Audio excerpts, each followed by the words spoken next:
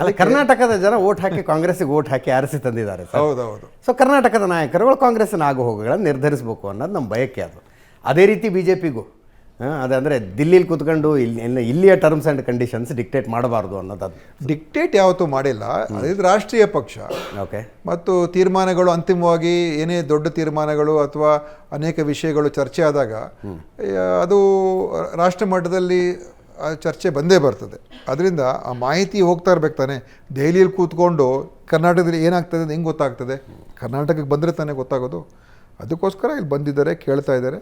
ಮತ್ತು ಸುರ್ಜೇವಾಲಾ ಅವರು ಚುನಾವಣೆ ಪೂರ್ವದಲ್ಲೂ ಕೂಡ ಭಾಳ ಉತ್ತಮ ಕೆಲಸ ಮಾಡಿದ್ರು. ಎಲ್ಲ ಕಡೆ ಓಡಾಡಿ ಹಗಲು ರಾತ್ರಿ ದುಡಿದು ಎಲ್ಲರನ್ನೂ ಕೂಡ ಕರೆಸಿ, ಕೆಲವರು ಜನರಿಗೆ ಮನಸ್ಸು ನೋವಾಗಿತ್ತು ಸಮಾಧಾನ ಪಡಿಸಿ ಎಲ್ಲ ರೀತಿ ಮಾಡಿದ್ದಾರೆ. ಸೊ ಅವ್ರಿಗೆ ಕರ್ನಾಟಕದ ಬಗ್ಗೆ ಚೆನ್ನಾಗಿದೆ, ಅರಿವಿದೆ. ಅದರಿಂದ ಇದನ್ನು ಒಂದು ಒಳ್ಳೆಯ ಪ್ರಕ್ರಿಯೆ ಇದು. ಪ್ರಜಾಪ್ರಭುತ್ವ ವ್ಯವಸ್ಥೆಯಲ್ಲಿ ವಿಷಯಗಳನ್ನು ತಿಳ್ಕೊಳ್ಬೇಕು ತಾನೆ. ತಿಳ್ಕೊಂಡು ನಿರ್ಧಾರಕ್ಕೆ ಬರಬೇಕು. ಯಾರನ್ನು ಕೂಡ ಕೇಳೋದಿಲ್ಲ, ನಾನೇ ನಿರ್ಧಾರ ಮಾಡ್ತೀನಿ ಅಂತ ಹೇಳುವಂಥ ಪರಿಸ್ಥಿತಿಯಲ್ಲಿ ಇರಬಾರ್ದು. ಅದರಿಂದ ಇದು ಒಳ್ಳೆಯದು.